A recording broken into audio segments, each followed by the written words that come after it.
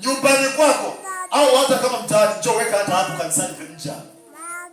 Sisi naelewa vizuri wewe mpendo katika Kristo. Utafanikiwa. Watu ambao wanategemea kwenda mbali watakuja kwako. Lakini changamoto haitatokea, haitakosekana. Ndipo panapohitaji uvumilivu, kuwa na subira ili Mungu akuinue kwa nafasi. Kuwa mbunifu. Ubunifu ni bora sana. Haleluya. Mtaani kwako kuna nini kinahitajika? Tambua fursa za mtaani kwako. Tambua fursa. Hakuna mtu atakayeshindwa kununua maandazi yako ukipika.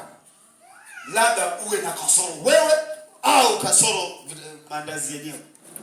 Ila yako maandazi vizuri yananukia. Kuna jamaa fulani hivi au wapembo kule nimewazoea kule na wakipika maandazi ndani, ukila andazi unakuta tunalaza fulani hivyo, unaweka na vitu vinachinati shule ndani. Ukiona hivi hapa ni hapa duniani anapikwa au inapikwa mbinguni.